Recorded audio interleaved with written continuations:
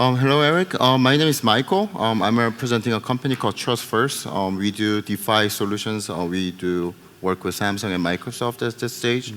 I would like to learn more about your role at UNESCO and what do you do? Good morning, everyone. Good morning, Michael. My name is Eric Voli. I'm in charge of partnership at UNESCO and social mobilization. In fact, what we're trying to do is to make visibility of UNESCO activities in Africa and for Africa, and trying to raise partnership to make partnership with different actors, private sector, social society, to help UNESCO to implement its activities. Okay. First, to go with the question about how do you perceive blockchain from the international organization's point of view, from UNESCO, and then do you see any kind of implementation within your organization or any kind of initiatives? Because when I last visited UNESCO headquarters, you had AI driven initiatives. It's more human focused, not technology first. But it's very important that we have ethics behind technologies and the philosophies. How do you think about that? Not being a member of this community, blockchain is often associated with bitcoins or cryptocurrency. But at UNESCO, we think that blockchain presents a potential to transform several sectors in the society, including education, sciences, democratic governance, sustainability, territories, artistic creation. So we think that blockchain can transform the society beyond the economic perspective. For example, we think that blockchain can be used as a tool for gender equality, to help to stop violence against women. Okay. As regard artificial intelligence, we think that artificial intelligence is a great opportunity to help us to accelerate the achievement of sustainable development goals of the United Nations. But we all know that technological revolution leads imbalances that we must all anticipate. That's why we at UNESCO think that the ethical part should be really think of, because as today, no global framework on ethics exists for the development of AI and its implementation. And UNESCO is the unique forum with over 20 years of experience in developing international instruments in bioethics and ethics for science and technology. Okay. So we consider that we have the responsibility to lead debates and interdisciplinary and very intensive debates with all the actors to try to put in place such frameworks. Okay. So, but on your side, being an expert of the blockchain technology, what do you think that blockchain can technically? How could we, for example, for the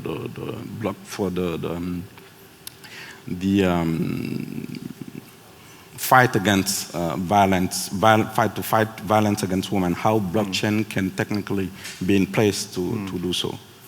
I personally think, nowadays, if you look at blockchain practical usage, it's kind of evolved around digital assets. How to keep digital assets safe, how do you transfer it, and then how would you, even create a transparency, between the transactions. But if you look at from anti-corruption or the anti-money laundering, all that's kind of involved with any kind of war regime, especially in Africa as well. But I think somehow it could kind of contribute in terms of you can trace the nodes of where the money is transferring. So those are, Bitcoin or the some of the dark tokens are used in transferring kind of wealth. But if you have a systematic, it could be a private chain related or the multi policy based. There's a way to really govern the structure and then really understand the flows of where the assets are moved. So it can kind of prevent from that amount of capital being injected to wrong activities. Yeah. Okay. Well. Another side of have you ever seen like use cases between your partnership countries like in blockchain payment gateways, for example, because I believe that blockchain can really solve the information asymmetry, and then there is a digital divide, which is a challenge for the developing countries. Yes, for UNESCO, we see we got challenges with the donors to finance activities. Most of the time, donors, when they provide the fund, they always want to know how their fund was used, especially in Africa. So for me, as the head of partnership unit, I discovered blockchain with you during our discussion, and I think the blockchain technology can be used for the donation platform, which can help us on the transparency issue with the donors. So that is my feeling. Yeah. Okay. Yeah. So I think it's kind of practical usage of where the large amount of official development assistance fund, like ODAs, getting injected to many different countries in terms of infrastructure development, but you really don't know, where the fund has been allocated for what sort of project. So I think it perfectly makes sense for smart contracts to really reveal the public transaction, as well as what's been used for financial audits, and then you can have a much more transparent financial system. And then another question that I have was, on the first day of the keynote speech, I think is from Hashed, Simon spoke about it. We talk about virtual realities a lot, but personally, where my background actually come from, I came from ubiquitous computing background where you're dealing with semantics and ontologies, and at the time it was more about VR or being augmented reality. You're kind of connecting the dots between the physical layer and the virtual layers. And I just believe this whole blockchain network, you're creating a transactional node for any kind of virtual assets to be transacted within that virtual world. But since UNESCO is heavily kind of dependent upon World Heritage artifacts, most are very physical. How do you actually see near in future that you would value virtual assets? I mean, there was another presentation was about this, virtual car or game item being sold for $100,000. But in UNESCO's headquarters, you have Giacometti's, the walking man, those of extremely expensive artifacts. How would you value those sort of, assets, physical assets being valued as, virtual assets? The variable of the asset that we artifacts that we have at headquarters is done by some specialists. But what I think that blockchain can help is on the World Heritage side, because I think you've been aware that in 2012 Al-Qaeda destroyed the mausoleum of Timbuktu, and that has been rebuilt recently. I think blockchain can help us to the blockchain technology can help us to try to have this virtual construction in place, like that. All the World Heritage sites in danger, listed in danger or destroyed by any natural disaster or human being action. I think all these sites can be developed virtually and help the future generation to get access to that. That is how I think blockchain technology can help us to do so. So I don't know your view on that. Okay. So, another thoughts that I have was, it's your first visit to Korea, Yes. and then probably I think it's your first appearance to any kind of, blockchain-related society. Probably this is your first time, and then, when I invited you, I know that the UNESCO has to go with due diligence process because you cannot just sponsor or participate in any kind of conferences.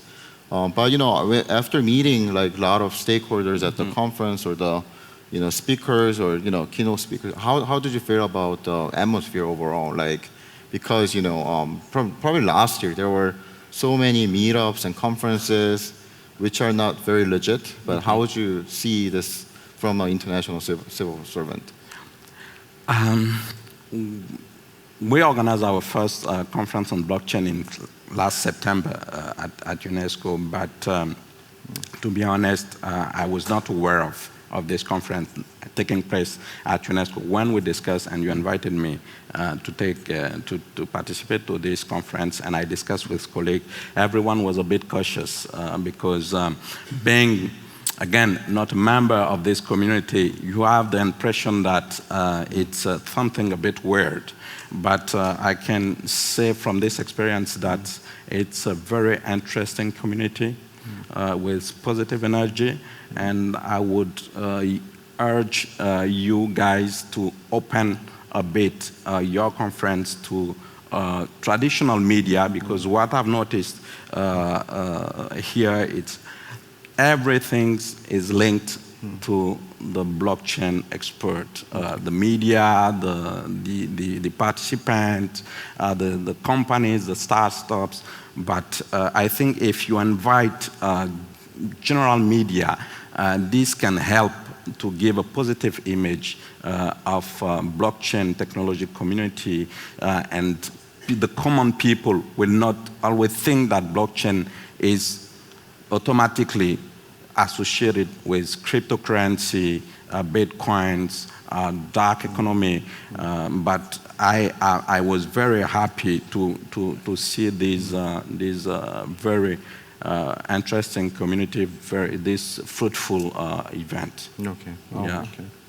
So I personally think there's a huge mission for UNESCO to like disrupt the ethical point of view and the researches and the public policies in regards to what can really benefit the blockchain society. Lastly, I mean before we finish off our the fireside chat, this is your personal question to you. I know you're international civil servant.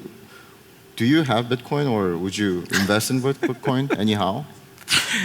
No, I don't. And 10 years ago, when I've heard about Bitcoins, I can be honest with you, I was very reluctant. I didn't want. But since my experience with this conference, I'm thinking now to invest in Bitcoin to see how it can go. It's something new that will change the society, and I think we should not miss this important social transformation. And again, I call this community to try to open a bit to the common human being for a big development and a well understanding of blockchain technology. Okay. So that means, would you see a correlation between the Bitcoin and the actual blockchain technologies, as in protocol or decentralized applications?